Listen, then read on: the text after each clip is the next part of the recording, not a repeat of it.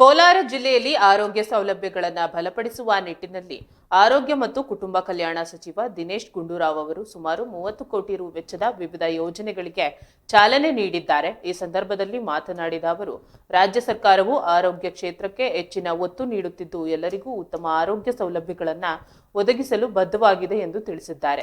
ನರಸಾಪುರ ಸಮುದಾಯ ಆರೋಗ್ಯ ಕೇಂದ್ರದಲ್ಲಿ 12.39 ಕೋಟಿ ರು ವೆಚ್ಚದಲ್ಲಿ ನಿರ್ಮಾಣಗೊಂಡ ಕಟ್ಟಡವನ್ನು ಲೋಕಾರ್ಪಣೆಗೊಳಿಸಲಾಯಿತು. ಸಚಿವ ದಿನೇಶ್ ಗುಂಡೂರಾವ್ ಮಾತನಾಡಿ, ಎಲ್ಲಾ ತಾಲೂಕು ಆಸ್ಪತ್ರೆಗಳಲ್ಲಿ 24 ಗಂಟೆಗಳ ಕಾಲ ಆರೋಗ್ಯ ಸೇವೆಗಳು ಲಭ್ಯವಿರುವಂತೆ ನೋಡಿಕೊಳ್ಳಲಾಗುವುದು. ಜೊತೆಗೆ ಉಚಿತ ಔಷಧ ಸೌಲಭ್ಯಗಳನ್ನು ಒದಗಿಸಲಾಗುವುದು ಎಂದು ತಿಳಿಸಿದ್ದಾರೆ. ಕೆಜಿಎಫ್ನಲ್ಲಿ 10 ಕೋಟಿ ರು ವೆಚ್ಚದಲ್ಲಿ ತಾಯಿ ಮತ್ತು ಮಕ್ಕಳ ವಿಭಾಗವನ್ನು ಮೇಲ್ದರ್ಜೆಗೆ ಏರಿಸಲಾಗಿದೆ.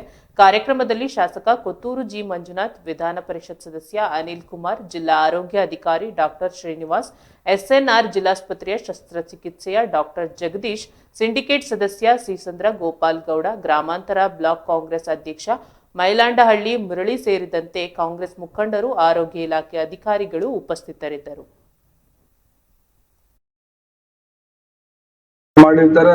ಪೂರ್ತಿ ಎಸ್ಟಿಮೇಟ್ ಹಣವನ್ನ ಸಾರ್ವಜನಿಕರಿಗೆ ಉಪಯೋಗಿಸುವಂತಹ ಒಂದು ಉತ್ತಮವಾದ MLA ಮಂಜುನಾಥ್. ಕಾಂಗ್ರೆಸ್ ಸರ್ಕಾರನೇ ಅಷ್ಟೇ, ನಮ್ಮೆಲ್ಲರ ಮುಖ್ಯಮಂತ್ರಿಗಳಾದ ಸಿದ್ದರಾಮಯ್ಯ ಅವರು ಮತ್ತು DK ಶಿವಕುಮಾರ್ ಅವರು ಉಪಮುಖ್ಯಮಂತ್ರಿಗಳು, ಮತ್ತು ನಮ್ಮೆಲ್ಲರ ಹಿರಿಯರು ನಮ್ಮ ದಿನೇಶ್ ಗುಂಡೂರಾವ್ ಅವರು, ಇವರೆಲ್ಲ ನಾಯಕತ್ವದಲ್ಲಿ ನಾವು ಈ ರಾಜ್ಯವನ್ನು ಒಂದು ಬಡವರಿಗೆ ಅನುಕೂಲ ಆಗುವಂಥ ಕೆಲಸಗಳು ಮಾಡಲಿಕ್ಕೆ ನಾವು ಪ್ರಾಮಾಣಿಕ ಪ್ರಯತ್ನವನ್ನು ಪಡ್ತಾ ಇದ್ದೀವಿ.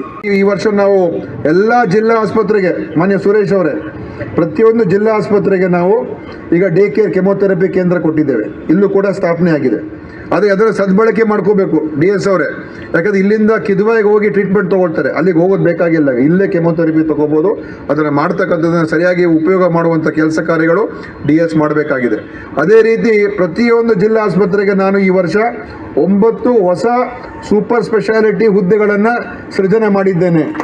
ಎಲ್ಲ ಜಿಲ್ಲಾ ಆಸ್ಪತ್ರೆಗಳಿಗೆ ಸೂಪರ್ ಸ್ಪೆಷಾಲಿಟಿ ಡಾಕ್ಟರ್ಸ್ ನಮಗೆ ಬೇಕು ಅಂತೇಳಿ ಈ ವರ್ಷ ನಮಗೆ ಅದಕ್ಕೆ ಅನುಮೋದನೆ ನನಗೆ ಸಿಕ್ಕಿದೆ. ಅಂದರೆ ಪ್ರತಿ ಆಸ್ಪತ್ರೆಗೆ ಯೂರಾಲಜಿ, ನೆಫ್ರಾಲಜಿ, ಕಾರ್ಡಿಯಾಲಜಿ ಎಲ್ಲ ಡಾಕ್ಟರ್ಸು ಕೇವಲ ಸೂಪರ್ ಸ್ಪೆಷಾಲಿಟಿ ಆಸ್ಪತ್ರೆಗಳಿಗೆ ಹೋಗಬೇಕು ಅಥವಾ ಮೆಡಿಕಲ್ ಕಾಲೇಜ್ ಆಸ್ಪತ್ರೆಗಳಿಗೆ ಹೋಗಬೇಕು ಅಂತ ಏನಲ್ಲ. ನಮ್ಮ ಜಿಲ್ಲಾ ಆಸ್ಪತ್ರೆಗಳಲ್ಲಿ ಆ ಒಂದು ಸೂಪರ್ ಸ್ಪೆಷಾಲಿಟಿ ಸೇವೆಗಳನ್ನು ನಾವು ತೊಗೊಂಡು ಬರ್ತಾ ಇದ್ದೀವಿ, ಹಂತವಾಗಿ ತೊಗೊಂಡ್ಬರ್ತಾ ಇದ್ದೀವಿ. ಅದಕ್ಕೆ ಪೋಸ್ಟನ್ನು ಕೂಡ ಕ್ರಿಯೇಷನ್ ಮಾಡ್ಕೊಂಡಿದ್ದೀನಿ ಅಂತ ಹೇಳೋದಕ್ಕೆ ಬಯಸ್ತಾ ಇದ್ದೀನಿ.